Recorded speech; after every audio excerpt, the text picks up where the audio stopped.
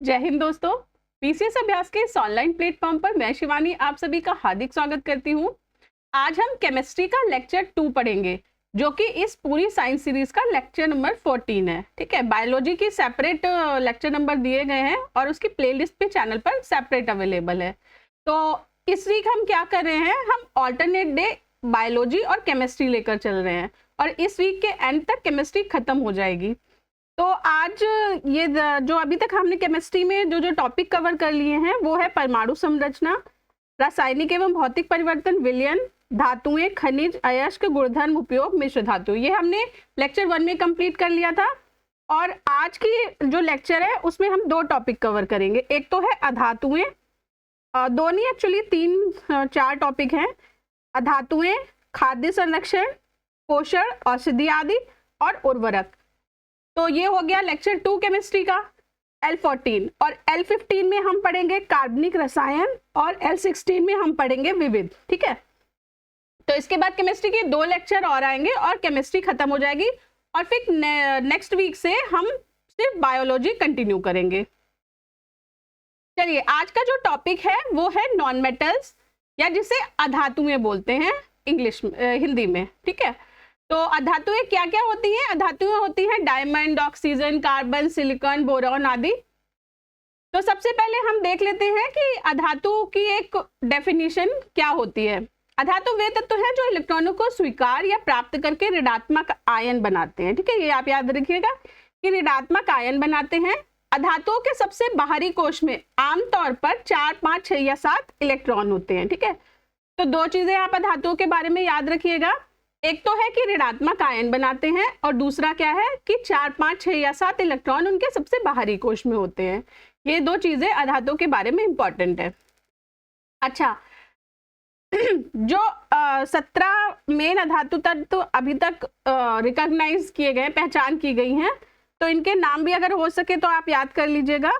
Hydrogen, helium, carbon, nitrogen, oxygen, fluorine, neon, phosphorus, sulphur, chlorine, argon, selenium, bromine, krypton, iodine, xenon और radon. ठीक है, तो ये है 17 अधातु तत्व। चलिए एक बार देख लेते हैं कि प्रॉपर्टीज क्या होती हैं, अधातुओं के गुण क्या होते हैं। तो अधातुओं के भौतिक गुण, ठीक है, भौतिक गुण हम देखेंगे यहाँ पर। एक तो है कि अधातु भंगुर होते हैं, यानी कि ब्रिटल होते हैं। ठीक है, अगर उनको गिराएंगे तो टूट जाएंगे वो। उसके बाद है अधातु ऊष्मा और बिजली के कुचालक होते हैं। ठीक है, कुचालक मतलब ये इलेक्ट्रिक को अपने अंदर से पास नहीं होने देते, non conductor of heat and electricity. लेकिन इसमें भी एक एक्सेप्शन है। अपवाद क्या है? अपवाद है ग्रेफाइट। ग्रेफाइट बहुत अच्छा चालक तो नहीं होता बिजली का, लेकिन हाँ ये बिजली का सुचालक होता है। ठीक है, फिर नेक्स्ट है अधातुएं चमकहीन होती हैं और उन्हें पॉलिश नहीं किया जा सकता। ठीक है, तो चमकहीन होती हैं ये, जबकि धातुएं जो होती हैं वो यूजुअली चमकदार होती हैं। जैसे कि कोई भी धातु आप देखेंगे, स्टील है, पीतल है, एल्यूमिनियम है, तो वो सभी क्या होती हैं? चमकदार होती हैं। फिर है धातुएं कमरे के तापमान पर ठोस, तरल या गैस हो सकती हैं। ठीक है, तीनों में से कोई भी अवस्था में धातुएं पाई जा सकती हैं, ठोस, तरल या गैस में। उसके बाद धातुएं ना तो सख्त होती हैं और ना ही मजबूत होती हैं। ठीक है, चलिए अब इसमें से जो आयोग के क्वेश्चन के पॉइंट ऑफ व्यू से इंपॉर्टेंट अधातु है, वो सबसे ज्यादा इंपॉर्टेंट अधातु है कार्बन। इसकी वजह यह है कि कार्बन सबसे अधिक क्रियाशील होता है। ठीक है, सबसे ज्यादा अप्रूव जो पाए जाते हैं वो कार्बन के पाए जाते हैं धातुओं में। तो एक बार ओवरव्यू ले लेते हैं कि कार्बन होता क्या है। कार्बन का सिंबल कैपिटल C से इसको डिनोट करते हैं कार्बन को। ठीक है, तो ये देख रहे होंगे कैपिटल C से डिनोट करते हैं। इसका जो एटॉमिक नंबर होता है वो क्या होता है? वो होता है 6। और भार क्या होता है इसका? एटॉमिक वेट क्या होता है? वो होता है 12। ठीक है, उसके बाद ये आप इतना डिटेल याद रखने की जरूरत नहीं है, जस्ट ओवरव्यू ले लीजिए। इजिप्ट में इसकी खोज हुई थी ईसा पूर्व 3750 ईसा पूर्व में। ठीक है, और पीरियड 2 में आता है ये। ठीक है, उसके बाद अपीयरेंस ग्रेफाइट, डायमंड, इस तरह से ये मिलता है अलग अलग फॉर्म में। तो एक बार देख लेते हैं कि कार्बन के अलग अलग फॉर्म क्या होते हैं। कार्बन कैसे मेनली जो मिलता है वो डायमंड, ठीक है। अच्छा, अब ये भिन्न रूप बनते कैसे हैं? ये ऐसे बनते हैं कि कार्बन के जो अणु होते हैं वो अलग अलग तरीके से एक दूसरे के साथ बॉन्ड बना लेते हैं, ठीक है, अलग अलग स्ट्रक्चर में। तो जैसे डायमंड का आप देख रहे होंगे तो 3D स्ट्रक्चर होता है, ठीक है। फिर ग्रेफाइट होता है, ग्रेफीन होता है, ग्रेफीन का 2D होता है, और ग्रेफीन को एक के ऊपर एक अरेंज कर दें तो ग्रेफाइट बन जाता है, ठीक। फिर कार्बन नैनोट्यूब, ये 1D होता है। और ये भी क्या होता है, कार्बन नैनोट्यूब एक तरह से ग्रेफीन का ही कन्वर्टेड रूप है, ठीक है। आप देख रहे होंगे जैसे इस तरह से इसमें नेट है, उसी तरह कार्बन नैनोट्यूब में होती है।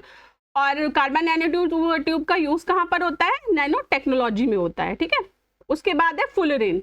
फुलरीन इस तरह के बॉल शेप में होता है, ठीक है, याद रखिएगा ये आप। अब देख लेते हैं, अलग अलग देख लेते हैं, क्योंकि स्पेसिफिकली जैसे हीरे से क्वेश्चन आए हैं और ग्रेफाइट से क्वेश्चन आए, ग्रेफीन से क्वेश्चन आए हैं, ठीक है, सबसे अलग अलग तरह के क्वेश्चन आए हैं।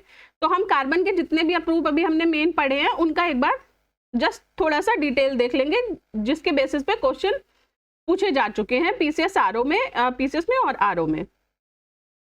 तो सबसे पहले आता है हीरा। हीरे के बारे में कुछ फैक्ट है। इसे कहा जाता है ये उतना ही पुराना है जितना कि पृथ्वी पुरानी है। उसके बाद है ये सिर्फ कार्बन एटम से मिलकर बना होता है, ठीक है। हीरे में कार्बन के अलावा कुछ नहीं होता, कार्बन के अणु आपस में अलग अलग तरह से 3D वे में, ये देखिए ये फोटो लगा है, 3D वे में अरेंज्ड होते हैं, ठीक है। तो सिर्फ कार्बन होता है इसमें, तो देख रहे होंगे आप nearly 100% carbon and made up of only 1 element, ठीक है, सिर्फ एक ही एलिमेंट से बना है। हार्डेस्ट नेचुरल सब्सटेंस, अच्छा जितने भी सब्सटेंस पाए जाते हैं उनमें हीरा सबसे ज्यादा कठोर होता है, ठीक है। तो क्या बोलते हैं, हार्डनेस नापने का एक स्केल होता है, मोहर्स स्केल। तो मोहर स्केल पे इसकी हार्डनेस 10 है, ठीक है। और हीरे को सिर्फ हीरा ही काट सकता है, हीरा किसी और से नहीं कट सकता। तो इस लिखा भी है, a diamond surface can only be scratched by another diamond surface. उसके बाद है कुलिनल डायमंड। कुलिनल डायमंड क्या है? अब तक का खोजा गया सबसे बड़ा हीरा, ठीक है, biggest diamond ever discovered. The Cullinan diamond was discovered in South Africa में पाया गया था ये 1900 में। और उसके बाद जो माइन के ओनर थे, जिनकी वो खदान होगी हीरे की, उन्होंने किंग एडवर्ड को इसे गिफ्ट कर दिया था। और उन्होंने फर्दर फिर इसको अलग अलग 9 पार्ट्स में डिवाइड किया था। इस तरह से डिटेल है, आप देख लीजिएगा, PDF प्रोवाइड करा दी जाएगी। अच्छा, जैसे हीरा जो होता है वो क्या होता है, नेचुरली फॉर्म्ड होता है, सिर्फ कार्बन से फॉर्म्ड होता है, ठीक है। और कई सौ वर्ष लगते हैं इसे बनने में। पर साइंटिस्ट ने हीरे का ही डुप्लीकेट तैयार किया है लैब में, ठीक। उसे क्या बोलते हैं, lab grown diamond. The physical chemical visual quality of lab diamond are identical to those mine diamond. और इसकी फिजिकल देखने में ये फिजिकल क्वालिटीज, केमिकल क्वालिटीज ऐसी ही रहती हैं जिस तरह से माइन वाले हीरे की रहती हैं, ठीक है। तो जो माइन से हीरा निकालेंगे वैसे ही रहेगी। और इन्वायरमेंट फ्रेंडली होते हैं। उसके बाद नेक्स्ट आता है कार्बन में और उसके भिन्न रूप में ग्रेफाइट, ठीक है। ग्रेफाइट क्या होता है? तो ये जितने भी पॉइंट्स है ये आप एक बार शॉर्ट नोट के फॉर्म में और हैंडी रखिएगा, ठीक है, और शॉर्ट नोट के फॉर्म में बना लीजिएगा कि हीरे का क्या क्या विशेषताएं होती हैं। 3D होता है, कार्बन से बना होता है और हार्डेस्ट होता है, ठीक है। ये सब चीजें आप एक नोट्स में बना लीजिएगा, या ये PDF है तो PDF को सेव करके या प्रिंट निकाल के इसको भी फर्दर रिफर कर सकते हैं आप बात के लिए। उसके बाद नेक्स्ट आता है ग्रेफाइट। ग्रेफाइट क्या होता है? ये भी कार्बन का क्रिस्टलीय रूप है, ठीक है। ग्रेफाइट तत्व कार्बन का, इसमें ग्रेफीन की ढेरदार परतें होती हैं, ठीक है। तो ग्रेफीन हमने देखा था नेट के टाइप का 2D स्ट्रक्चर था, उसी को ही क्या करते हैं फर्दर हम ऐड एक के ऊपर एक करते जाएंगे तो ग्रेफाइट बन जाएगा। फिर प्राकृतिक रूप से पाया जाता है, कार्बन का सबसे स्थिर रूप है। ये आप जरूर याद रखिएगा कि कार्बन में अभी तक हमने जितना भी देखा है ना, जैसे डायमंड देखा था, ग्रेफीन देखा था, फुलरीन देखा था, तो उसमें से सबसे स्टेबल फॉर्म है ये कार्बन की, ठीक है, सबसे स्थिर रूप है, मोस्ट स्टेबल। उसके बाद है इसका यूज कहाँ करते हैं? तो पेंसिल, स्नेहक इलेक्ट्रोड में उपयोग किया जाता है। तो पेंसिल की जो आप बीच की लेड देखते होंगे डार्क ग्रे कलर की, तो ऐसे याद रख दीजिएगा कि पेंसिल की लेड कैसी होती है, डार्क ग्रे। तो डार्क ग्रे से ग्रेफाइट की बनी होती है, ठीक है, इस तरह से याद रख लीजिएगा। उसके बाद उच्च दबाव और तापमान पर यह हीरे में परिवर्तित हो जाता है। तो अगर हाई टेम्परेचर और हाई प्रेशर अप्लाई करें तो ग्रेफाइट हीरे में बदल जाएगा। यह ऊष्मा और बिजली दोनों का अच्छा संवाहक है, ठीक है, तो दोनों का ही कंडक्टर होता है ये हीट एंड इलेक्ट्रिसिटी का। फिर नेक्स्ट आता है ग्रेफीन। ग्रेफीन ऐसा पदार्थ है जिसे ग्रेफाइट से निकाला जाता है और ये शुद्ध कार्बन से बना होता है, ठीक है। तो दो चीजें हो गई, एक तो ग्रेफाइट से निकाला और शुद्ध कार्बन से बना, जो प्रकृति में सबसे महत्वपूर्ण तत्वों में से एक है और हम पेंसिल की लीड जैसी रोजमर्रा की चीजों में पाते हैं। तो वही है ग्रेफाइट ग्रेफीन दोनों ही उसमें पाया जाता है। फिर ये कठोर, लचीला, हल्का और उच्च प्रतिरोध वाला होता है, ठीक है। तो ये आप याद रख लीजिएगा कुछ चीजें। फिर आता है नेक्स्ट फुलरीन। फुलरीन क्या है? ये भी कार्बन का अपरूप है जिससे अणु एकल और दोहरे बंधों से जुड़े कार्बन परमाणु से बंधे होते हैं। ये क्या होता है? बॉल जैसी बना लेता है नेट फॉर्म करके, ठीक है। तो ये भी जिसमें 5 से 7 परमाणुओं से जुड़े छल्ले होते हैं। तो ये जो आप देख रहे होंगे ना, ये हेक्सागन भी हो सकता है, पेंटागन भी हो सकता है, ये जो सरफेसेस आप देख रहे होंगे, ठीक है। तो कैसे भी ये हो सकती हैं 5, 6, 7 कैसे भी अणु संयोजित रह सकते हैं। फिर है जिन वैज्ञानिकों ने C60 का उत्पादन करने के लिए ग्रेफाइट को वाष्पीकृत किया था। तो ये बना कैसे था? ग्रेफाइट के वेपोराइजेशन से बना था।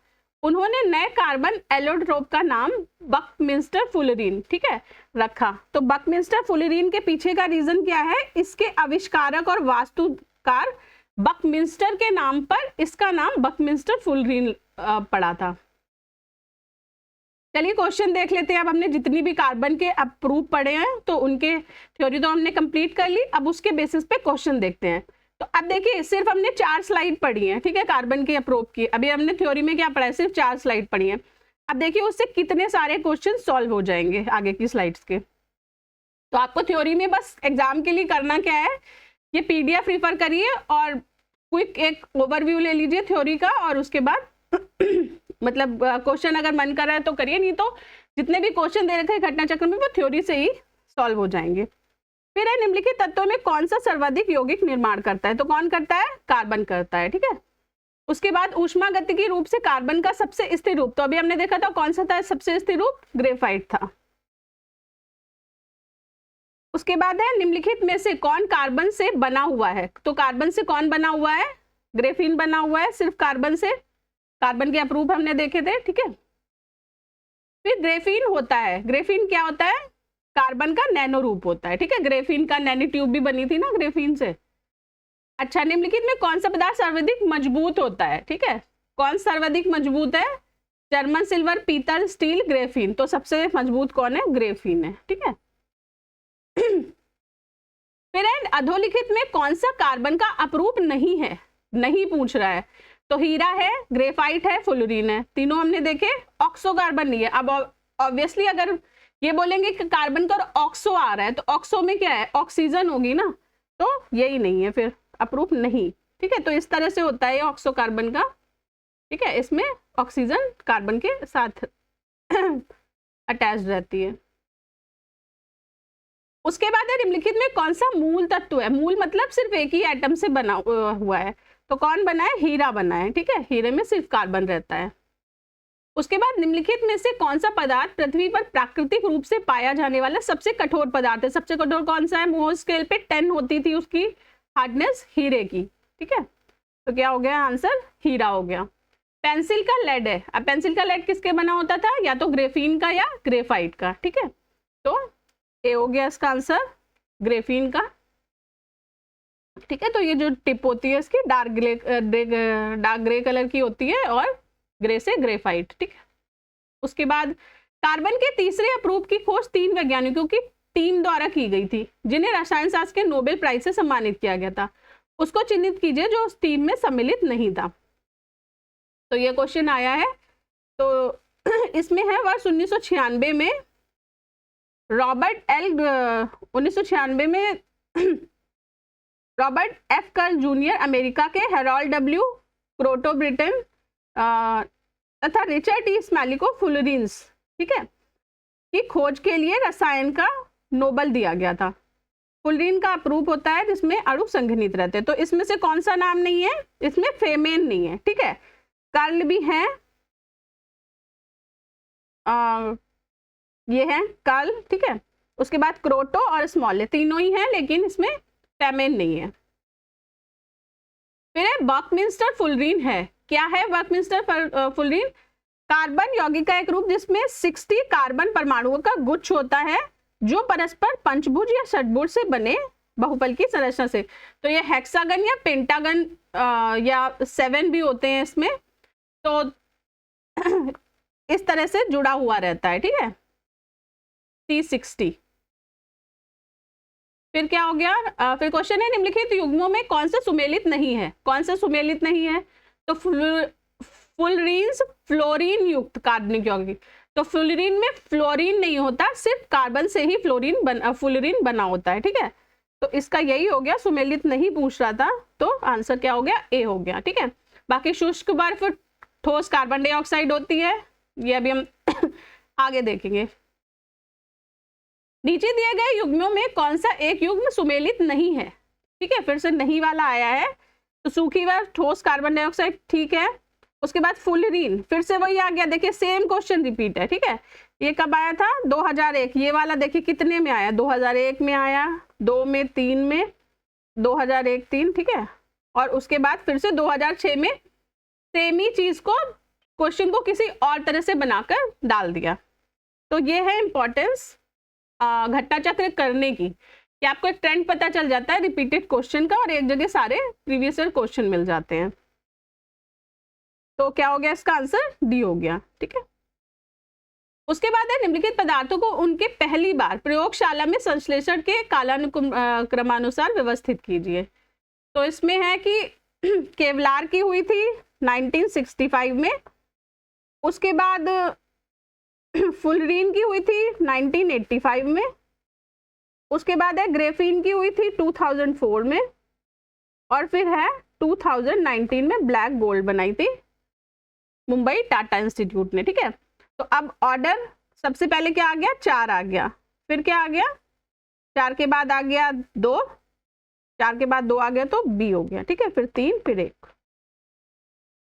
नेक्स्ट क्वेश्चन है निम्नलिखित में किसमें कार्बन नहीं है? तो किसमें कार्बन नहीं है? बालू में। बालू क्या होती है? सिलिकॉन डाइऑक्साइड, ठीक है, सिलिकॉन ऑक्साइड होती है। तो सैंड बालू में क्या होती है? नहीं होती, SiO2 होती है ये सिलिकॉन ऑक्साइड, ठीक है। उसके बाद निम्नलिखित में से किसमें कार्बन मिलता है? तो कार्बन किसमें मिलता है? कार्बन मिलता है, देखिए टिन तो खुद ही मेटल है, ठीक है, चांदी भी मेटल है, ठीक है, तो उसमें कार्बन तो मिक्स नहीं होगा। लोहे में बहुत ही मिनिमम क्वांटिटी में रहता है, पर लिग्नाइट क्या होता है? लिग्नाइट होता है कोयले का एक रूप, ठीक, तो एक टाइप का कोयला, तो इसमें कार्बन रहता है, ठीक।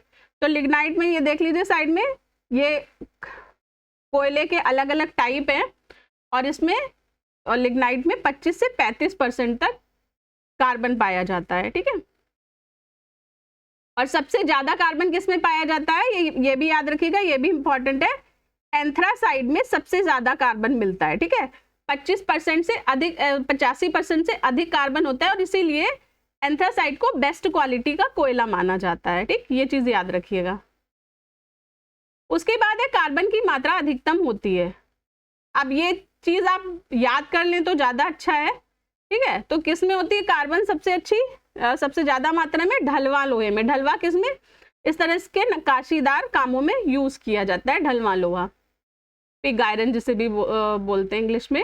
तो इसमें कार्बन की मात्रा 3.5 से 4.5%, 3.5 से 4.5% होती है, ठीक है। और पिटवा लोहा में कितनी होती है? 0.04% से लेके 0.08 होती है। स्टील में 1.5% कार्बन रहता है, 1.5%, और मिश्र धातु में 0.1 से 1% तक, 0.1 से 1% तक, ठीक है। तो अगर आपको ज्यादा डिटेल याद करना हो तो कर लीजिए।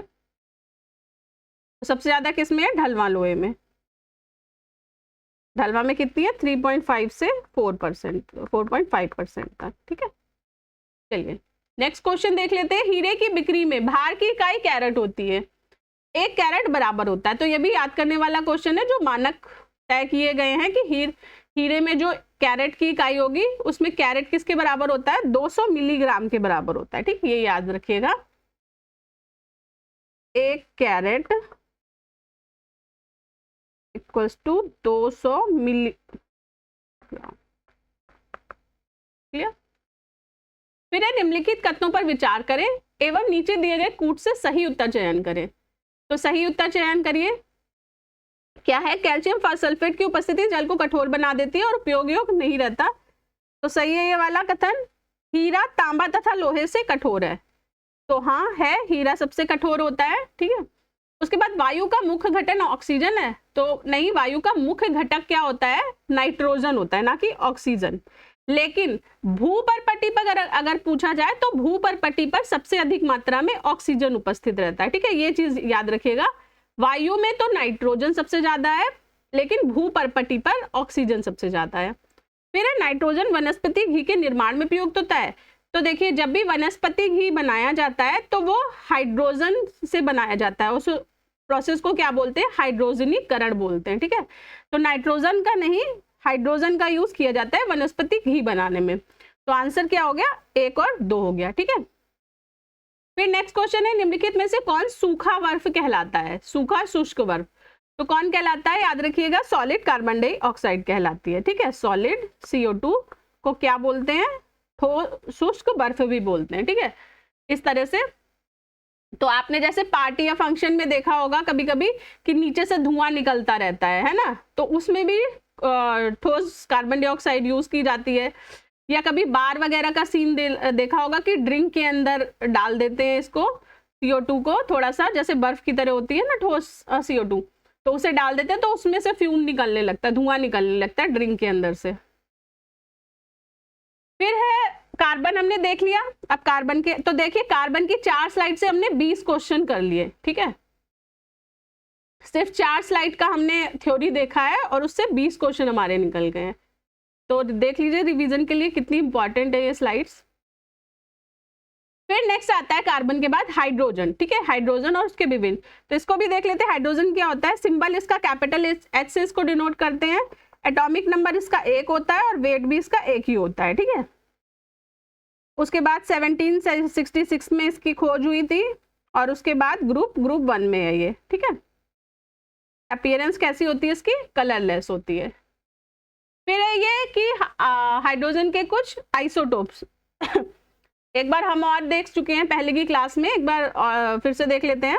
कौन कौन से होते हैं, प्रोटियम 1H1। ठीक है, एटॉमिक नंबर 1, तीनों का ही एटॉमिक नंबर 1 है। समस्थानिक क्या होते हैं, आइसोटोप्स होते हैं जिनका एटॉमिक नंबर तो सेम होता है पर एटॉमिक वेट डिफरेंट होता है। ठीक है, तो प्रोटियम का एटॉमिक वेट है 1, ड्यूटेरियम का है 2 और इसका है 3। ठीक है, तो तीनों का एटॉमिक वेट अलग अलग है पर एटॉमिक नंबर एक ही है तीनों का, तो नाम याद रखिएगा आप।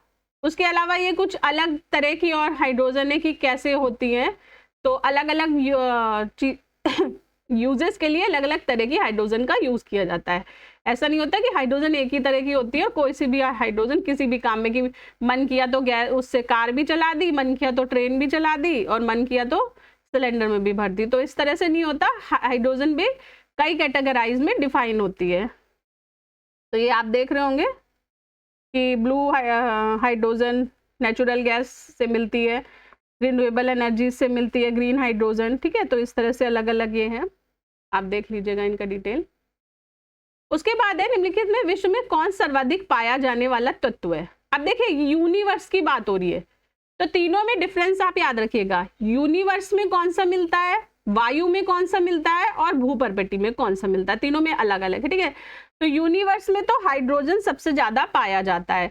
और आपको अगर याद नहीं आए कि हाइड्रोजन क्या है यूनिवर्स में, तो याद रखिएगा कि सन जो होता है वो भी जो नाभिकीय संलयन करता है, तो उससे आप याद कर सकते हैं हाइड्रोजन को। ठीक है, तो सबसे ज्यादा क्या मिलता है यूनिवर्स में, हाइड्रोजन पाया जाता है। फिर क्वेश्चन है निम्नलिखित ईंधनों में कौन सा न्यूनतम वायु प्रदूषण करता है, कौन सा न्यूनतम करता है, तो सबसे कम करता है हाइड्रोजन, क्योंकि जब हाइड्रोजन जलता है तो वो ऑक्सीजन से रिएक्ट करता है और हाइड्रोजन और ऑक्सीजन मिलके क्या बना देते हैं, पानी बना देते हैं। ठीक है, तो इसका जो बाई प्रोडक्ट होता है वो पानी होता है, तो वो प्रदूषण करता ही नहीं है। ठीक है, तो आप देख रहे होंगे कि हाइड्रोजन ने रिएक्ट करा ऑक्सीजन से तो क्या बन गया, 2H2O बन गया। ठीक है, जलना क्या होता है, जलना ऑक्सीजन से रिएक्शन होती है। ठीक है, तो जब भी कोई चीज जलती है तो वो ऑक्सीजन से रिएक्ट कर लेती है। फिर है हैवी वाटर, है हैवी वाटर क्या होता है, D2O। ठीक है, हमने जब न्यूक्लियर रिएक्टर वाला चैप्टर पढ़ा था तब भी D2O पढ़ा था, तो वहां पर भी भारी जल का प्रयोग किया जाता था शीतलक के लिए। अच्छा, मैंने एक बताया था कि भारी जल वाले लेक्चर में कि भारी जल को कौन कंट्रोल करता है। ठीक है, कोई बोर्ड का नाम था, तो आप मुझे कमेंट बॉक्स में बताइए कि भारी जल को कौन बोर्ड नियंत्रित करता है परमाणु रिएक्टरों में सप्लाई करने के लिए। फिर पानी का अणुभार होता है, तो भारी पानी का तो देखिए नॉर्मल वाटर तो क्या होता है, H2O। ठीक, और भारी पानी क्या होता है, D2O। ठीक है, तो D2O में हमने देखा था D2O का अणुभार जो था वो कितना था, 2 था। इसका मतलब 2 तो D के हो गए, तो 2 × 2 और प्लस ऑक्सीजन का कितना होता है एटॉमिक वेट, परमाणु भार 16 होता है। ठीक है, तो 16, तो ये क्या हो गया, 4 + 16 मतलब कितना बन गया, 20 हो गया। ठीक है, तो कितना होता है भारी पानी का अणुभार, 20। क्लियर। फिर है क्वेश्चन, खारे पानी को शुद्ध पानी में परिवर्तित करने की प्रक्रिया को कहते हैं। तो पानी खराब है और उसे अच्छे पानी में कन्वर्ट करना, तो क्या कहते हैं, उत्क्रम परासरण या रिवर्स ऑस्मोसिस। ठीक है, और ये कहाँ पे होती है प्रक्रिया, जो हमारे घरों में एक्वागार्ड लगा रहता है पानी का, उसके अंदर रिवर्स ऑस्मोसिस की प्रक्रिया रहती है। ठीक है, तो आप देख रहे होंगे प्रेशर से पानी जाता है तो सॉल्ट के जो लवण के जो मॉलिक्यूल्स रहते हैं वो तो इस साइड रह जाते हैं, और जो साफ पानी होता है वो झिल्ली के दूसरी तरफ, सेमी परमीबल मेम्ब्रेन होती है ये, तो सेमी परमीबल मेम्ब्रेन के दूसरी साइड साफ पानी चला जाता है और जो गंदगी रहती है वो इसी साइड रुक जाती है। ठीक है, तो ये होती है रिवर्स ऑस्मोसिस। फिर है वनस्पति तेल से वनस्पति घी बनाने में प्रयुक्त होने वाली गैस है, तो कौन सी है, अभी देखा था तेल से घी बनता है तो क्या होता है, हाइड्रोजन। ठीक है, हाइड्रोजनीकृत घी होता है वो।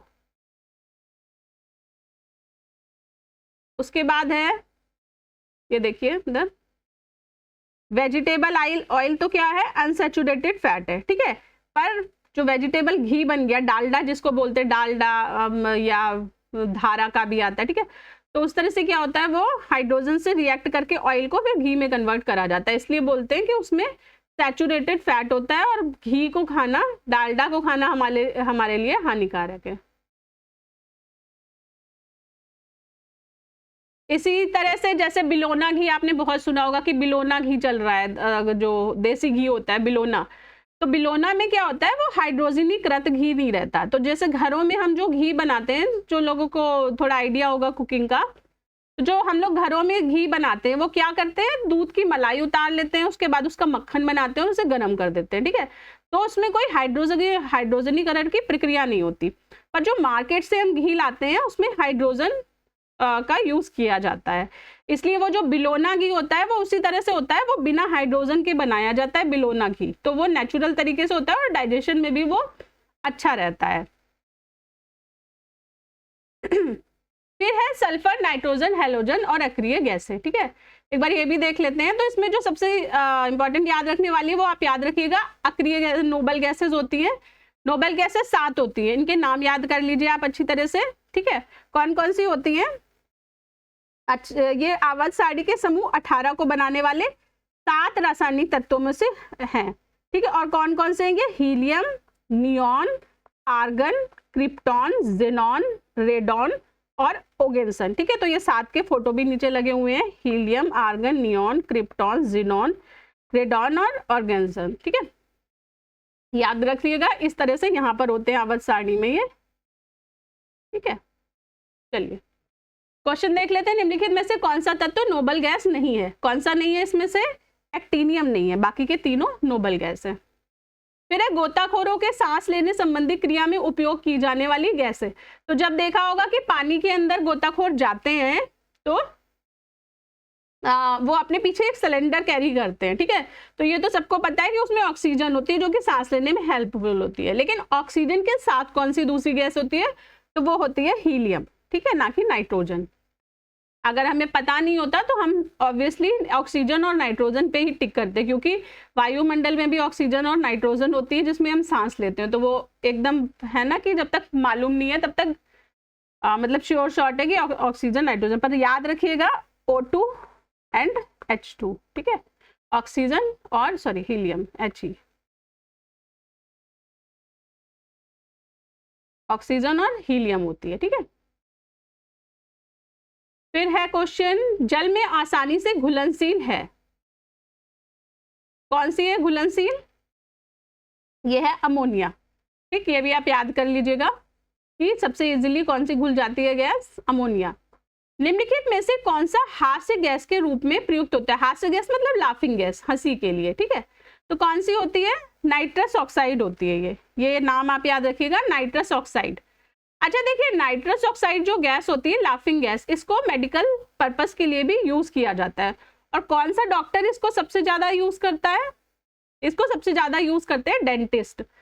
डेंटिस्ट क्यों यूज करते हैं? क्योंकि जब लाफिंग गैस हमारे बॉडी के अंदर जाती है तो क्या होता है, हम नेचुरली नहीं, रिएक्शन के रूप में क्या होता है, स्माइल करने लगते हैं, ठीक है।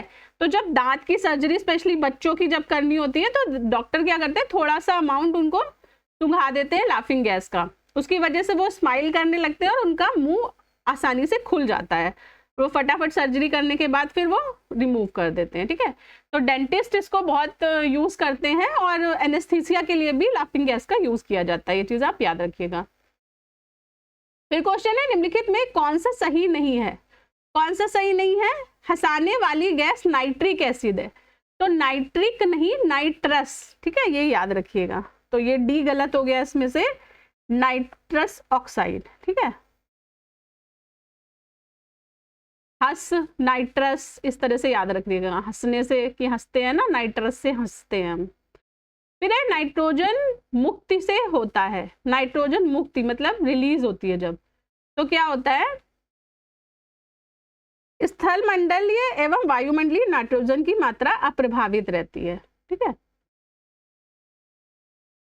वृद्धि नहीं होती, ये भी नहीं होती, ठीक है। तो आंसर क्या हो गया? सी हो गया इसका आंसर। नेक्स्ट क्वेश्चन है, वायुयान के टायरों में भरने में निम्न गैस का प्रयोग किया जाता है, कौन सी गैस का प्रयोग किया जाता है? नाइट्रोजन का प्रयोग किया जाता है, ठीक है, ये याद रखिएगा आप, नाइट्रोजन का प्रयोग। ऑक्सीजन का क्यों नहीं? ऑक्सीजन तो करेंगे नहीं क्योंकि वो ज्वलनशील होती है, ठीक है, थोड़े बहुत अमाउंट में किया जाता है। अच्छा, एक करंट अफेयर में आपने थोड़े दिन, अभी 3-4 दिन पहले की न्यूज सुनी होगी कि एक सिटी में 62 लोगों को लेकर एक प्लेन जा रहा था और जैसे ही उसने टेक ऑफ करा वैसे ही उसमें आग लग गई और सारे 62 लोग वहीं पर उनकी डेथ हो गई। तो आप मुझे कमेंट बॉक्स में बताइए कि कौन सी सिटी में हुई है ये दुर्घटना, कमेंट करके बताइए मुझे। अच्छा, निम्नलिखित में से किस तत्व की कमी को पूरा करने के लिए कीटभक्षी पौधे कीड़ों को पकड़ते और उनका भक्षण करते हैं? ये देखिए, ये हमने कहाँ पे पढ़ा था, सेम टाइप का क्वेश्चन दूसरी तरह से हमने बायोलॉजी में भी अभी करा है, ठीक है। बताइए मुझे, ये जो साइड में पिक्चर लगाया है ये हमने कहाँ पर पढ़ा था, किस प्लांट का फोटो है ये, जो हमने बायोलॉजी के लेक्चर में हम ऑलरेडी कवर कर चुके हैं, ठीक है। तो किसके लिए कीटभक्षी पौधे पकड़ते हैं? नाइट्रोजन के लिए, ठीक है। इसका पूरा डिटेल मैंने बताया था, पेड़ का नाम क्या होता है, ठीक है, और क्या कमी पूरी करने के लिए होता है, सब कुछ बताया था, बहुत डिटेल में ये डिस्कस किया था हमने। और उस समय भी इसके बायोलॉजी में भी इसके 3-4 क्वेश्चन आए थे सेम टॉपिक के, कई बार रिपीट हुए थे। तो ये देखिए, PYQ का ये बेनिफिट रहता है, अगर आप थोरोली PYQ करके जाते हैं ना एग्जाम देने के लिए, तो PYQ से इंटरलिंक्ड क्वेश्चन भी आपको 3-4 आराम से, 3-4 या और शायद और भी ज्यादा एग्जाम में आपको आराम से मिल जाते हैं। नेक्स्ट क्वेश्चन है, वायु भरे गुब्बारों में हीलियम को हाइड्रोजन की अपेक्षा वरीयता दी जाती है, क्योंकि ये है। तो एक चीज याद रखिएगा कि जो उड़ने वाले गुब्बारे होते हैं ना, एक तो हम मुंह से हवा भरते हैं वो वाले, पर वो उड़ते नहीं है, लेकिन सिलेंडर लेके कभी कभी आपने देखा होगा लोग बेचते रहते हैं बलून्स को, और वो बलून क्या होते हैं, ऊपर हवा में उड़ते हैं, उनमें हीलियम भरी जाती है, ठीक है। लेकिन वो हानिकारक इसलिए होते हैं क्योंकि हीलियम जो होती है वो ज्वलनशील होती है। अगर एक बार आग लग गई ना तो वो गुब्बारे फिर आग पकड़ लेते हैं, ठीक है, तो ज्वलनशील होती है। तो इसका डी है, वायु के साथ विस्फोटक मिश्रण नहीं बनाते वायु वाले गुब्बारे, जबकि हीलियम वाले बना लेते हैं, ठीक है। फिर क्वेश्चन है, सामान्य ताप पर निम्नलिखित में कौन सा तत्व द्रव के रूप में पाया जाता है? तो ये याद करने वाली चीज है, याद कर लीजिएगा, ब्रोमीन पाया जाता है लिक्विड उस पे। तो आप वैसे भी कॉमन सेंस से भी कर सकते हैं, हाइड्रोजन और ऑक्सीजन तो नहीं है, ठीक है, सामान्य टेम्परेचर बोल रहा है, मतलब रूम टेम्परेचर पे। तो हाइड्रोजन तो लिक्विडिफाई नहीं होती, इसका तो द्रव रूप में परिवर्तित नहीं होती, ऑक्सीजन भी नहीं होती। तो अब या तो ब्रोमीन होगी और या आयोडीन होगी, ठीक है। तो इसमें से क्या है आंसर? इसका आंसर है ब्रोमीन, ठीक। तो एलिमिनेशन भी आप थोड़ा सा दिमाग लगा के कर सकते हैं एग्जाम हॉल में, अगर आपको आंसर नहीं पता है तो। फिर नेक्स्ट टॉपिक आता है अम्ल, क्षार तथा लवण, एसिड, बेस या सॉल्ट, ठीक है। देख लेते हैं क्विक कि क्या क्या होते हैं, एसिड क्या होते हैं, बेस क्या होते हैं और सॉल्ट क्या होते हैं। तो एसिड होता है जो पानी में हाइड्रोजन आयन छोड़ता है, ठीक है, तो H+ छोड़ेगा, ये हाइड्रोजन आयन छोड़ेगा और कुछ धातुओं के साथ मिलकर लवण बनाता है, ठीक है, लवण बनाता है। इसका स्वाद यूजुअली खट्टा होता है और कुछ रंगों को लाल कर देता है, ठीक है। शरीर द्वारा बनाए गए कुछ अम्ल, शरीर में कौन से अम्ल होते हैं? गैस्ट्रिक एसिड, अंगों को उसी तरह से काम करने में मदद करते हैं जिस तरह से उन्हें करना चाहिए। एसिड का एक उदाहरण कौन सा है? उदाहरण है इसका हाइड्रोक्लोरिक एसिड, ठीक है, HCl जिसको हम लिखते हैं, ठीक। कुछ और डिटेल दिया है, that has pH lower than 7, अच्छा हाँ ये भी है, इसका pH जो होता है वो 7 से कम होता है, ठीक है। और अगर हम 0 से 14 का pH लेंगे, pH क्या होता है? pH वैल्यू होती है, ठीक है। जैसे पानी का 7 होता है, एसिड का 7 से कम और बेस या क्षार का 7 से ज्यादा होता है, ठीक है। तो ये pH की वैल्यू होती है, तो इससे पता लगाते हैं कि कौन सी चीज एसिडिक है, कौन सी बेस है और कौन सी न्यूट्रल है, ठीक। तो पानी जो होता है वो 7 होता है, ये भी याद रखिएगा आप। ऐसे भी डायरेक्ट क्वेश्चन आ सकता है कि पानी का pH मान कितना होता है। फिर है क्षार, क्षार या बेस जिसको बोलते हैं, या एल्कलाई भी बोलते हैं, ठीक है। क्षार क्या होता है? जल में मिलाने से pH मान 7 से अधिक हो जाता है, ठीक है, पानी में मिला देंगे तो 7 से ज्यादा हो जाएगा pH। ब्रेस्टेंट और लॉरी के अनुसार क्षार एक ऐसा पदार्थ है जो अम्लीय पदार्थों को OH दान करते हैं, ठीक है। तो उसने तो क्या किया था? हाइड्रोजन किया था, तो H+ किया था, और जो क्षार होते हैं वो OH- करते हैं, ठीक है।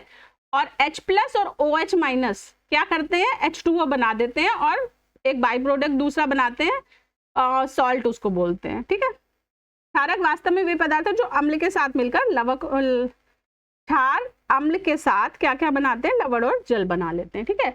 तो आप ये देखिए, घरों में जो प्रोडक्ट होते हैं ना इस तरह के क्लीनिंग वाले, ये सभी क्षारीय होते हैं, ठीक, ये सभी क्षारीय प्रोडक्ट होते हैं। यहाँ तक कि टूथपेस्ट जो हम यूज करते हैं वो भी क्षारीय होता है, और क्लीनर वगैरह जो कोलिन होता है या हार्पिक वगैरह जो हम यूज करते हैं वो सभी बेस होते हैं, ठीक है, क्षार होते हैं सभी। फिर है नमक, क्या होता है? सॉल्ट, ठीक है। तो अब आ गया सॉल्ट, नमक। इसे क्या है? अम्ल और क्षार की प्रतिक्रिया से बनते हैं, पहले तो ये है, ठीक है। जब अम्ल और क्षार आपस में रिएक्शन करेंगे, एसिड और बेस रिएक्शन करेंगे तो क्या बनेंगे? लवण या सॉल्ट बनेंगे, ठीक है। उसके बाद धनात्मक और नमक में क्षार का धनात्मक आयन और अम्ल का ऋणात्मक आयन होता है। अम्ल और क्षार के बीच की प्रतिक्रिया को उदासीनीकरण प्रतिक्रिया कहते हैं, ठीक है, ये भी आप याद रखिएगा कि न्यूट्रलाइजेशन होता है। तो ये देखिए रिएक्शन है कि एसिड का, जैसे HCl एसिड है और ये NOH बेस है, और दोनों ने रिएक्ट करके क्या बना लिया? NaCl सॉल्ट बनाया और पानी बना दिया, ठीक है। फिर क्वेश्चन देख लेते हैं, स्वर्णकारों द्वारा प्रयोग में आने वाला एक्वारेजिया निम्नलिखित को मिलाकर बनाया जाता है। स्वर्णकार मतलब ज्वेलर्स जो होते हैं, ठीक है। तो ज्वेलर्स क्या करते हैं? किसको मिलाकर बनाते हैं? ये बनाते हैं नाइट्रिक अम्ल और हाइड्रोक्लोरिक एसिड को, ठीक है। तो ये क्या होता है? नाइट्रिक एसिड और हाइड्रोक्लोरिक का मिक्सचर होता है, जिसमें से नाइट्रिक तो 1 पार्ट होता है और 3 पार्ट क्या होता है? हाइड्रोक्लोरिक होता है, ठीक है। तो क्या क्या होता है इसमें? HNO3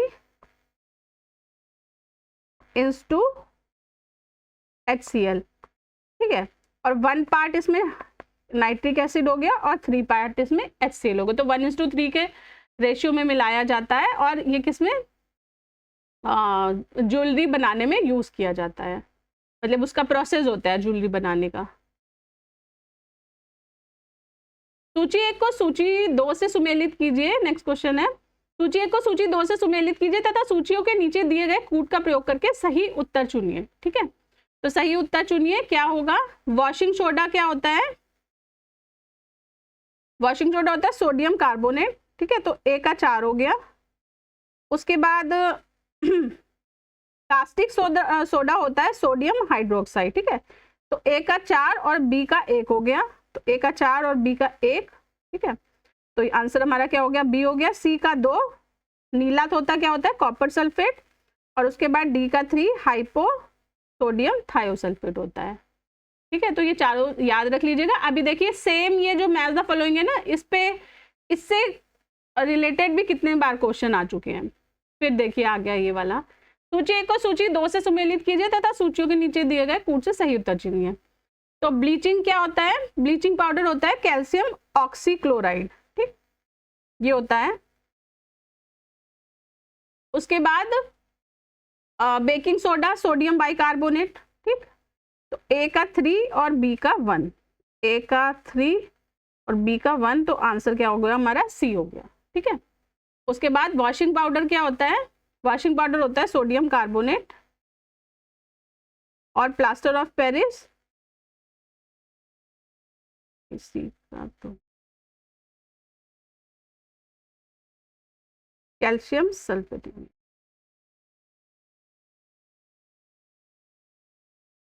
फिर है क्वेश्चन, निम्नलिखित में से किस लवण को प्रतिदिन खाद्य नमक के रूप में उपयोग नहीं करना चाहिए?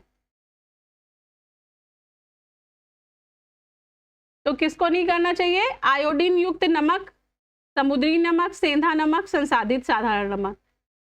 तो देखिए इसमें से वैसे तो सभी को यूज किया जा सकता है। ठीक है, तो ये विवादास्पद क्वेश्चन था, डिस्प्यूटेड था ये। लेकिन अगर टेक्निकली देखें ना, तो जो समुद्री नमक होता है, समुद्री नमक क्या होता है? उसमें ग्रेन्यूल्स जैसे होते हैं। ठीक है, तो आप ये फोटो देख रहे होते हैं कि बड़ा बड़ा सा नमक होता है।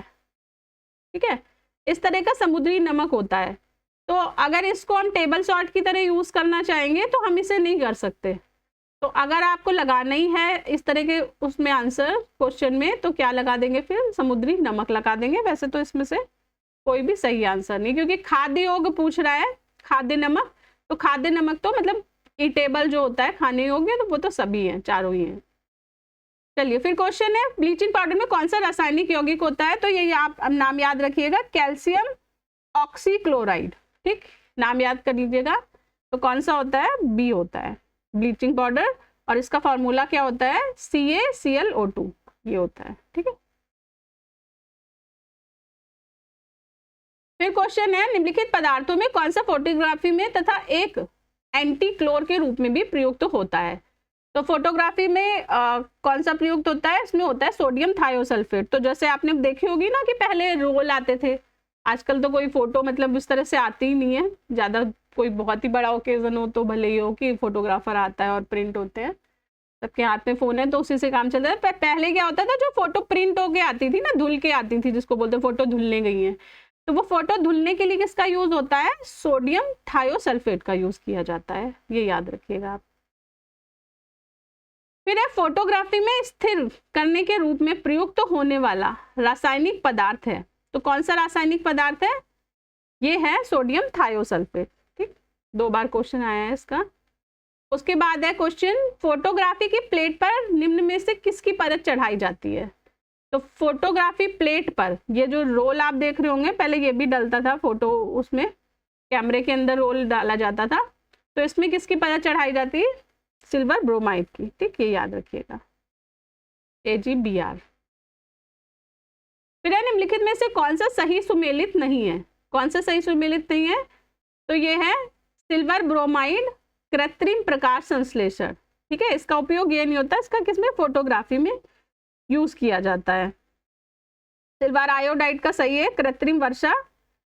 और अच्छा, एक चीज बताइए, अभी थोड़े दिन पहले करंट की ये भी न्यूज है, 3-4-5 महीने शायद है, इसी ईयर की न्यूज है कि वर्ल्ड का एक कंट्री है जिसने कृत्रिम वर्षा कराई और वहां पर फ्लडिंग की समस्या हो गई इस वजह से। गल्फ कंट्री है, तो आप मुझे कमेंट बॉक्स में उस गल्फ कंट्री का नाम बताइए कि जिन्होंने कृत्रिम वर्षा कराई और परिणाम स्वरूप वहां पर बाढ़ की समस्या उत्पन्न हो गई। तो इसमें क्या हो गया, आंसर हो गया इसका सिल्वर ब्रोमाइड, कृत्रिम प्रकाश संश्लेषण। फिर क्वेश्चन है खाद्य संरक्षण, पोषण, औषधि आदि। अच्छा, कमेंट जरूर किया करिए, मैं जो क्वेश्चन पूछती हूँ ऐसी कोई रिस्पॉन्सिबिलिटी नहीं है कि जो 5-6 लोग रेगुलर देते रहेंगे कमेंट बॉक्स में आंसर, सिर्फ उन्हीं की रिस्पॉन्सिबिलिटी। जो भी इस वीडियो को देख रहा है एटलीस्ट आप एक कमेंट तो कर ही सकते हैं। मैं इतने सारे क्वेश्चन पूछती हूँ, भले ही सबके ना करें, और जो लोग सबके कमेंट करें, सारे आंसर्स कमेंट कर रहे हैं, वो तो फिर बहुत ही अच्छा है उनके लिए, क्योंकि इससे उनकी नॉलेज भी इंप्रूव होती है और दूसरों को भी मोटिवेशन मिलता है उनके थ्रू। तो जो भी वीडियो देख रहे हैं, जितने भी क्वेश्चन मैं पूछती हूँ, तो एक ना एक क्वेश्चन का आंसर तो आप जरूर कमेंट में बताया करिए मुझे। इससे मुझे भी पता चलता है कि लोग सीरियसली लेक्चर देख रहे हैं, और नेक्स्ट लेक्चर बनाने के लिए हमें भी थोड़ा मोटिवेशन चाहिए होता है पढ़ाने के लिए, और वो मोटिवेशन मिलता कहाँ है?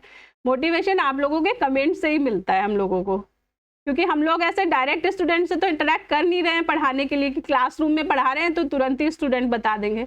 हमारा आपसे कम्युनिकेशन का तरीका क्या है? सिर्फ कमेंट बॉक्स ही तरीका है। तो अगर आप कमेंट्स करेंगे तभी हमें पता चलेगा कि और हमें क्या इम्प्रूवमेंट करना चाहिए या लेक्चर का फीडबैक क्या है। ठीक है, तो कमेंट ज़रूर करा करिए, ज़्यादा से ज़्यादा कमेंट करने की कोशिश करा करिए। चलिए नेक्स्ट टॉपिक देख लेते हैं, खाद्य संरक्षण, पोषण, औषधि आदि। खाद्य संरक्षण मतलब फूड प्रिजर्वेशन। तो सबसे ज़्यादा पहले जो इंडिया में आता है फूड प्रिजर्वेशन के नाम पे हमारे दिमाग में कौन सी पिक्चर आती है? अचार की। अचार होता है ना, क्या करते हैं उसको, साल में एक बार अचार रख लिया जाता है और फिर साल भर उसे खाते रहो, तो वो क्या होता है? फूड प्रिजर्वेशन का बेस्ट एग्जाम्पल होता है। और उसके लिए किसका यूज किया जाता है? अचार के लिए सिरके का यूज। तो जो सिरका होता है वो उसको संरक्षित रखता है, ठीक है, उसे खराब होने से बचाता है। नेक्स्ट है इसका डिटेल देख लेते हैं। खाद्य संरक्षण होता क्या है? खाद्य पदार्थों को इस प्रकार से उपचारित करने और संभालने की प्रक्रिया के रूप में जिससे उनका खराब होना रुक जाए, ठीक है, जिससे उनका खराब होना रुक जाए या बहुत कम हो जाए, ठीक है, तथा खाद्य जनित बीमारियों को रोका जा सके, साथ ही पोषण मूल्य, बनावट और स्वाद को भी बरकरार रखा जा सके। तो और कौन कौन से एग्जाम्पल है फूड प्रिजर्वेशन के? जैम हो गई, केचप हो गया, टोमेटो केचप जो खाते हैं, अचार हो गया, ये सब क्या है? फूड प्रिजर्वेशन के एग्जाम्पल है, ठीक है, खाद्य संरक्षण के उदाहरण है। उसके बाद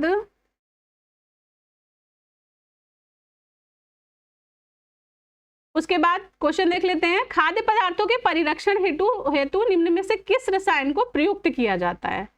तो कौन सा रसायन? सोडियम बेंजोएट, ये आप नाम याद रखिएगा, ठीक है। यहाँ पर भी ये देखिए, इन जो प्रोडक्ट्स है, ये सारे प्रोडक्ट्स है, इसमें किसका यूज किया गया है? सोडियम बेंजोएट पाउडर का यूज किया जाता है, ठीक है, जिससे कि ये खराब नहीं होते।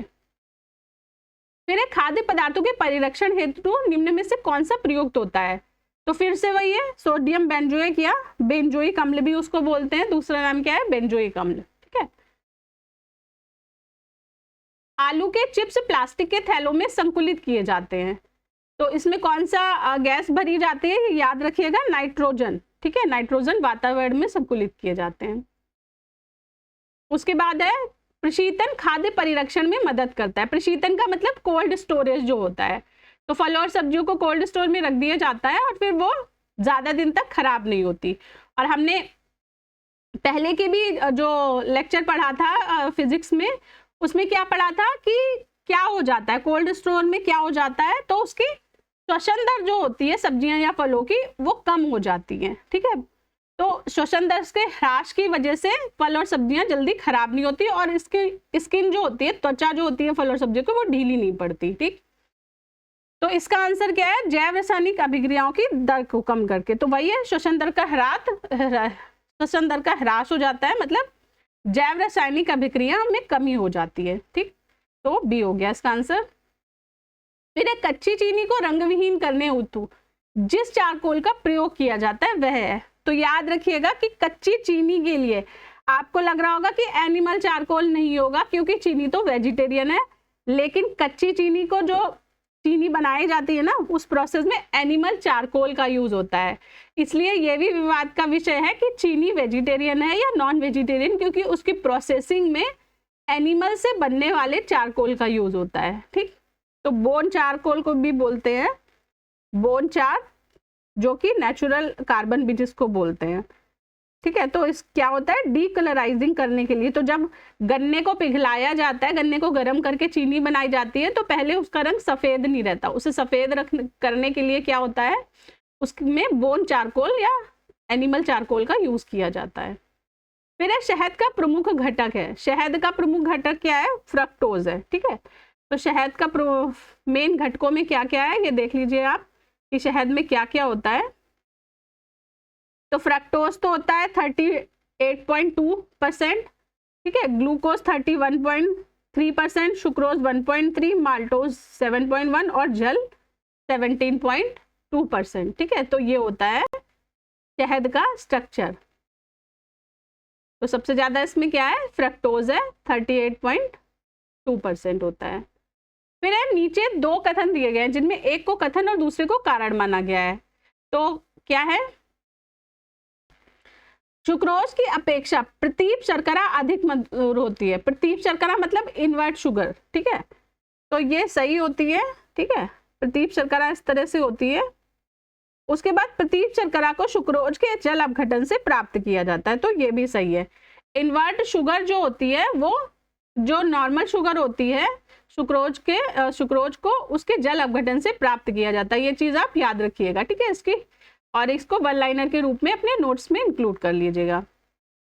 तो दोनों ही सही है, पर मधुर होना ये रीजन नहीं है।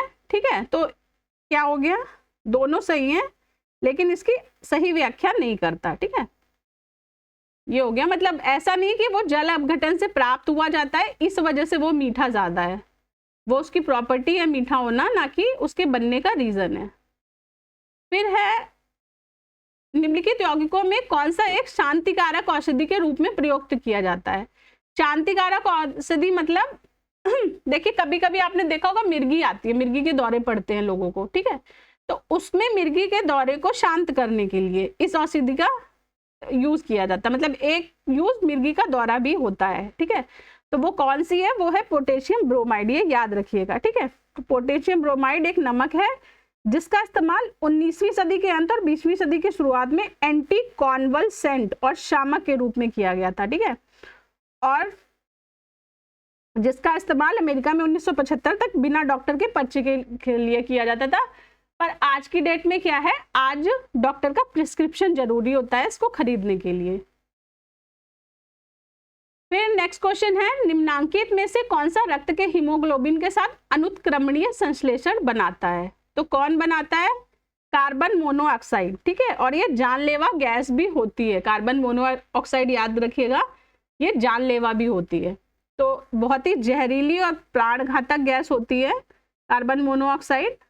और उच्च सांद्रता में अगर इसकी ज्यादा क्वांटिटी हम इनहेल कर लेते हैं, अंदर ले लेते हैं अपने सांस में, तो वो विषाक्त तो हो जाती है। ठीक है, और क्यों होती है कार्बन मोनोऑक्साइड विषाक्त क्यों हो जाती है, क्यों मरते हैं लोग उससे या जानवर क्यों मरते हैं, रक्त के हीमोग्लोबिन पर इस गैस की क्रिया से कार्बोक्सी हीमोग्लोबिन बन जाता है। ठीक है, तो कार्बन मोनोऑक्साइड ने हीमोग्लोबिन के साथ रिएक्शन की तो क्या बन गया, कार्बोक्सी हीमोग्लोबिन बन गया। ठीक है, तो क्या बन गया, कार्बोक्सी। ये याद रखिएगा, इससे रिलेटेड क्वेश्चन भी आ चुका है। हीमोग्लोबिन कार्बन मोनोऑक्साइड के साथ रिएक्ट करता है तो कार्बोक्सी हीमोग्लोबिन। ठीक है, बन जाता है जिससे रक्त गाढ़ा हो जाता है। ठीक है, उसका ब्लड फ्लो जो होता है, जो हमारे अभी तेज तेज दौड़ रहा है, तो कार्बन मोनोऑक्साइड हमारे रक्त को गाढ़ा कर देता है और गाढ़ा करने की वजह से ब्लड फ्लो क्या होता है, धीमा हो जाता है और परिणाम स्वरूप हमारे हृदय की गति अवरोधित होती है और रुक जाती है। ठीक है, और परिणाम स्वरूप व्यक्ति की मृत्यु हो जाती है। फिर नेक्स्ट क्वेश्चन देख लेते हैं, लौंग के तेल का निम्नलिखित में से कौन सा एक प्रमुख घटक है? लौंग का तेल, तो याद रखिएगा कि लौंग के तेल को दूसरे किस नाम से जानते हैं? यूजेनॉल के नाम से जानते हैं, ठीक है, यूजेनॉल। फिर नेक्स्ट क्वेश्चन है, जेली बनाने हेतु निम्नलिखित में से कौन सा फल सर्वाधिक उपयुक्त होता है? आम, अमरूद, पपीता और कैथा। तो भाई कैथे की जेली तो किसी ने नहीं खाई होगी, कैथा पता है ना, वो पहले चूरन की वो ठेले रहते थे, यूपी वालों को तो पक्का पता होगा, जो इमली चूरन के ठेले रहते थे, उनपे वो गोल गोल से टाइट कवर के रखे रहते थे कैथे, ठीक है। तो कैथे की तो जेली कोई नहीं खाएगा, वो तो उसका टेस्ट भी अजीब सा होता है। पपीते, अमरूद और आम, तो इन तीनों में जो सबसे सुटेबल है जेली बनाने के लिए वो है अमरूद, ठीक है। और क्यों होता है? जेली क्या होती है? जेली एक तरह से जैसे सेमी सॉफ्ट जैसी चीज होती है, ठीक है, जेली। तो वो मतलब ना तो सॉलिड होती है और ना ही लिक्विड होती है, ठीक है। तो अगर दबाव, जैसे रबर होती है ना, इरेजर जो होती है पेंसिल को रब करने के लिए, तो उस तरह की सॉफ्ट सॉफ्ट सी रहती है। तो उसमें क्या होता है, जेलेटिन का यूज किया जाता है जेली को बनाने के लिए, ठीक है। जेलेटिन या उसी तरह का काम क्या कौन करता है? अरारोट भी करता है, अगर आप अरारोट को गर्म करें। तो पपीते में पपाइन नामक तत्व पाया जाता है जो जेलेटिन को सेट नहीं होने देता, ठीक है। तो जब पपीते में मिक्स कराया जाएगा जेलेटिन को, तो वो उसे खुला खुला रखेगा, बांधेगा नहीं, ठीक है। तो ये सर्वश्रेष्ठ नहीं है। आम और कैथे में पेक्टिन होता है जो कि कच्चे और पूर्णतः परिपक्व होने पर निर्भर करता है, जबकि अमरूद में पेप्टिन की उपस्थिति के लिए यह शर्त अनिवार्य नहीं है। यह इसलिए अमरूद क्या है? जेली बनाने के लिए उपयुक्त फल है। तो बस आप ये याद रखिएगा कि जेली किसकी बनती है, एक तो अमरूद की और दूसरी किसकी? स्ट्रॉबेरी की भी बहुत जेली बनती है। फिर है कार्बनिक खाद्य हमारे लिए बेहतर माने जाते हैं क्योंकि हैं। कार्बनिक खाद्य क्या होते हैं? ऑर्गेनिक फूड, ठीक है। ऑर्गेनिक फूड कौन से होते हैं? जिनमें जैविक उर्वरकों का यूज किया जाता है। तो हमने लास्ट क्लास में पढ़ा था बायोलॉजी की कि जैविक उर्वरक जो होते हैं, जो मतलब नेचुरली जो फर्टिलाइजर अवेलेबल है उनका यूज करके जो फसलें उगाई जाती हैं, ठीक है। तो जैविक उर्वरकों को जो यूज करके फसलें उगाई जाएंगी उनको बोलेंगे ऑर्गेनिक फूड, ठीक है, जिनमें केमिकल फर्टिलाइजर का यूज नहीं किया जाता। तो क्या हो गया? बिना कृत्रिम खादों एवं कीटनाशकों का उपयोग किए जाते हैं ऑर्गेनिक फूड में, ठीक है। फिर क्वेश्चन है, कथन ए, अपमार्जक मैले कपड़ों से सरलता पूर्वक तेल एवं गर्द निकाल देते। अपमार्जक का मतलब होता है डिटर्जेंट, ठीक है। तो घड़ी डिटर्जेंट पहले इस्तेमाल करें फिर विश्वास करें ना, वही वाला अपमार्जक। तो क्या होता है? अपमार्जक निकाल देता है, सही बात है। साबुन लगाते हैं कपड़े साफ हो जाते हैं। क्यों हो जाते हैं? अपमार्जक जल का पृष्ठ तनाव बढ़ा देते हैं, तो ये चीज गलत है। अपमार्जक क्या करते हैं? जल का पृष्ठ तनाव कम कर देते हैं, ठीक है, ना कि बढ़ा देते हैं। तो क्या से? ए सही है, परंतु आर गलत हो गया, इसका सी हो गया, ठीक है। तो जो ये डिटर्जेंट होते हैं वो क्या होते हैं? पृष्ठ तनाव को घटा देते हैं, जिसकी वजह से गंदगी आसानी से कपड़ों से अलग हो जाती है। नेक्स्ट टॉपिक है उर्वरक। उर्वरक क्या होते हैं? उर्वरक मतलब फर्टिलाइजर, जिसे इंग्लिश में फर्टिलाइजर बोलते हैं। उर्वरक प्राकृतिक या कृत्रिम पदार्थ जिसमें रासायनिक तत्व होते हैं, ठीक है, रासायनिक तत्व जो पौधों की वृद्धि और उत्पादकता में सुधार करते हैं। उर्वरक मिट्टी की प्राकृतिक उर्वरता को बढ़ाते हैं, ठीक है, और रासायनिक तत्व पिछली फसलों द्वारा मिट्टी से लिए गए रासायनिक तत्वों की जगह लेते हैं, ठीक है। तो हमने पहले भी पढ़ चुके हैं कि बायो फर्टिलाइजर हम पढ़ चुके थे, जैव उर्वरक, बायोलॉजी की लास्ट क्लास में। तो आज हम पढ़ेंगे केमिस्ट्री के अंतर्गत केमिकल फर्टिलाइजर, ठीक है। केमिकल फर्टिलाइजर क्या क्या होते हैं? तो देखिए, फर्टिलाइजर जो होते हैं, मैं थोड़ा क्लियर नहीं दिखाई दे रहा, पीडीएफ में आपको क्लियर दिखाई दे जाएगा। ये क्या होते हैं? नेचर ऑफ न्यूट्रिएंट्स, ठीक है। जो हम डिवाइड कैसे करते हैं फर्टिलाइजर को? 3 तरह से करते हैं। एक तो नेचर ऑफ न्यूट्रिएंट एलिमेंट, कि उसमें किस लिए हम यूज कर रहे हैं, कौन कौन से न्यूट्रिएंट चाहिए। दूसरे होते हैं ऑर्गेनिक फर्टिलाइजर, ठीक है, जैव उर्वरक जिनको बोलते हैं। और तीसरे होते हैं नंबर ऑफ न्यूट्रिएंट एलिमेंट, ठीक है, कि उनमें क्या क्या न्यूट्रिएंट एलिमेंट है। तो देखिए, फर्टिलाइजर ऐसा नहीं है कि हम किसी भी मिट्टी के लिए कोई सा भी फर्टिलाइजर डाल दो और उसमें चल जाएगा। जब आपने ज्योग्राफी में मृदा वाला चैप्टर पढ़ा होगा, ठीक है, जो सॉइल चैप्टर है इंडियन ज्योग्राफी के अंतर्गत, उसमें मृदा चैप्टर है, तो उसमें आपने देखा होगा कि हर तरह की मिट्टी में किसी ना किसी तत्व की कमी रहती है और कोई तत्व बहुतायत में रहता है। जैसे कोई मिट्टी होती है जिसमें ह्यूमस ज्यादा रहता है लेकिन नाइट्रोजन फास्फोरस की कमी रहती है, ठीक है। किसी में नाइट्रोजन सही रहता है तो पोटेशियम की कमी रहती है। चलिए बताइए मुझे, एलिवियल सॉइल जो होती है उसमें किसकी कमी रहती है? एलिवियल का मतलब जलोढ़ मिट्टी, ठीक है। तो जलोढ़ मिट्टी में कौन से पोषक तत्वों की कमी रहती है, मुझे कमेंट करके बताइएगा। तो देखिए नेचर ऑफ न्यूट्रिएंट एलिमेंट, तो नाइट्रोजन, फास्फोरस और पोटेशियम, ठीक है। नाइट्रोजन, फास्फोरस और पोटेशियम के आधार पर तो हमें, जैसे मिट्टी में किसान अपनी मिट्टी का परीक्षण करवाता है, ठीक है। आजकल सरकारी जो सरकार की तरफ से भी मृदा परीक्षण की सुविधा उपलब्ध है। तो जो किसान है वो अपनी मिट्टी का परीक्षण करवाएगा, उससे उसे पता चल जाएगा उसकी मिट्टी में नाइट्रोजन, फास्फोरस, पोटेशियम किस चीज की कमी है, और जिस चीज की कमी होगी उसके बेसिस पे वो उसमें फर्टिलाइजर यूज कर लेगा, ठीक है। तो फर्टिलाइजर भी कई तरह के होते हैं और जैसी मिट्टी होती है उस हिसाब से उसके लिए फर्टिलाइजर यूज करना होता है, उस हिसाब से उसमें उर्वरक यूज करते हैं। ऑर्गेनिक फर्टिलाइजर हमने पढ़ाई था कैसे कौन कौन होते हैं, अजोला है, साइनोबैक्टीरिया है, ये सब क्या है, ऑर्गेनिक फर्टिलाइजर के अंतर्गत आते हैं। उसके बाद नंबर ऑफ न्यूट्रिएंट्स, तो सिंगल न्यूट्रिएंट या मल्टी न्यूट्रिएंट्स, ठीक है। तो एक के लिए मतलब एक ही न्यूट्रिएंट चाहिए तो सिंगल वाले ले लो, और अगर कई पोषक तत्वों की कमी है तो मल्टी न्यूट्रिएंट्स ले लो। उसके बाद एप्लीकेशन ऑफ सॉलिड फर्टिलाइजर कहाँ कहाँ पर यूज करते हैं, ये देख लीजिएगा। बेसल टॉप ड्रेसिंग में, ठीक है। टॉप ड्रेसिंग मतलब ऊपर से मिलाना, plough sole placement, deep placement, देख लीजिएगा एक बार ये चार्ट, बहुत ज़्यादा इंपॉर्टेंट नहीं है, जस्ट क्विक ओवरव्यू के लिए मैंने डाल दिया है। फिर है क्वेश्चन देख लेते हैं, निम्न कथनों पर विचार कीजिए। कथन है पौधों की फास्फोरस आवश्यकताओं की पूर्ति के लिए रासायनिक उर्वरक आवश्यक है। तो हाँ है, फास्फोरस अगर कम है पानी में, सॉइल में, मिट्टी में, तो उसके लिए क्या करेंगे, फास्फोरस से युक्त उर्वरक का उसमें यूज करेंगे, ठीक है। उसके बाद है 1 मीट्रिक टन जैव खाद मुश्किल से 2 से 3 किलो फास्फोरस की आपूर्ति करती है। तो ये भी सही है, ठीक है। ये याद रखने वाली चीज है, आप याद रख लीजिएगा कि 1 मीट्रिक टन जैव खाद जो होती है वो 2 से 3 किलो फास्फोरस की ही आपूर्ति कर पाती है, ठीक है।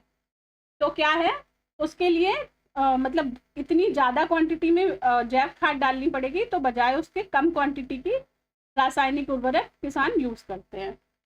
तो दोनों सही है और आर का सही स्पष्टीकरण है। और देखिए इसी कन्वीनियंस की वजह से ही, देखिए जो चीज दुनिया में कन्वीनियंट होती है ना वही चलती है। रासायनिक उर्वरक इससे क्या बोलते हैं, जैव उर्वरक से ज्यादा कन्वीनियंट है यूज करने, इसलिए किसान उनको यूज कर रहे हैं, ठीक है। क्योंकि उसकी बहुत ज्यादा क्वांटिटी और उसकी कम क्वांटिटी। और दूसरा रीजन एक और है कि सरकार जो है वो भारत में किसानों को बहुत ज्यादा सब्सिडी देती है उर्वरकों के यूज के लिए, फर्टिलाइजर्स के लिए। उसका रीजन क्या है, भारत को अपनी जो खाद्य पोषण अवेलेबिलिटी है वो सुनिश्चित करनी होती है कि उसके नागरिकों को भरपूर खाना मिलता रहे। तो इस वजह से क्या है, गवर्नमेंट सब्सिडी देती है, लेकिन सब्सिडी क्या है, उससे गवर्नमेंट पे अतिरिक्त बोझ पड़ता है उर्वरकों को सब्सिडी देने की वजह से। और जब भी WTO की बैठक होती है तो उसमें ये बहुत विवाद का विषय रहता है कि भारत जो है वो किसानों को सब्सिडी प्रोवाइड करता है।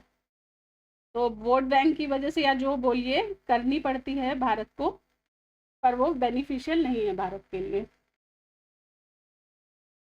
सेम तरह से जैसे फ्री फूड है जो अंत्योदय योजना के तहत दिया जाता है, तो टैक्स पेयर हमेशा यही ब्लेम करते हैं कि फ्री का फूड देना, तो टैक्स तो दूसरे लोग दे रहे हैं पर फूड दूसरा मतलब यूज उसका दूसरे कर रहे हैं।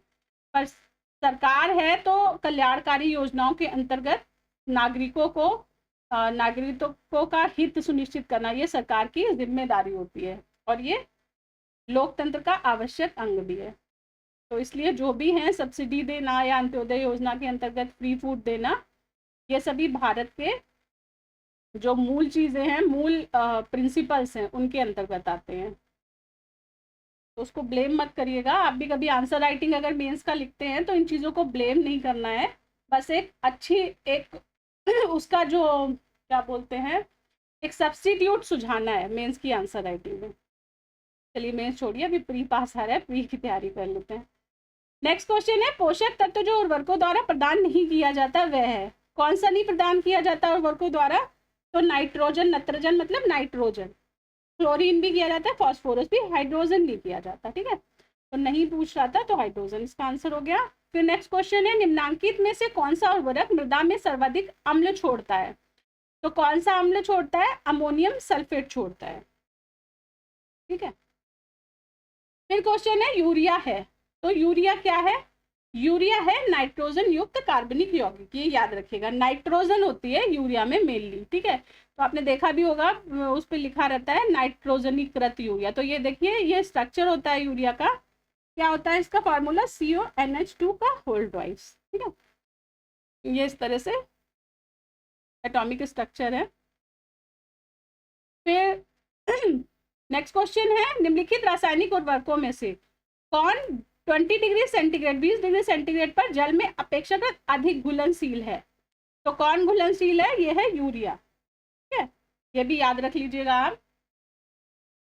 1 किलोग्राम नत्रजन की आपूर्ति के लिए कितनी यूरिया की मात्रा आवश्यक होती है? तो 1 किलोग्राम नाइट्रोजन के लिए कितनी यूरिया चाहिए?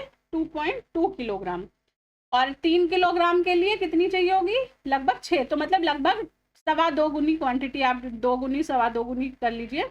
लेकिन जैव उर्वरक हमको कितनी चाहिए? 1 मीट्रिक टन से ही हमें प्राप्ति हो रही थी 2-3 किलोग्राम इसकी न्यूट्रिएंट्स की। तो इसलिए जैव उर्वरक बहुत ज़्यादा क्वांटिटी में यूज़ करना पड़ता है, पर रासायनिक उर्वरक कम क्वांटिटी में यूज़ करके अच्छी फसल होती है। फिर है DAP में कितने प्रतिशत P2O5 फास्फोरस तथा नाइट्रोजन पाए जाते हैं? तो DAP एक तरह का यूरिया का प्रकार है, खाद्य का जैविक उर्वरक का सॉरी रासायनिक उर्वरक का प्रकार है। तो इसमें कितनी होती है? 18% नाइट्रोजन और 46% फास्फोरस। ठीक, याद रखिएगा, DAP में 18% नाइट्रोजन और 46% फास्फोरस होती है। फिर है, फसलों में पानीय छिड़काव के लिए सबसे उपयुक्त उर्वरक है। तो पानीय छिड़काव का मतलब जो पत्ते वाले पौधे होते हैं और उनमें जैसे कीड़ों वगैरह की समस्या हो जाती है, तो उसके लिए कौन सा यूज करते हैं? यूरिया। ठीक, तो आंसर रखिएगा, ये देखिए, soluble lawn and leaf greener urea.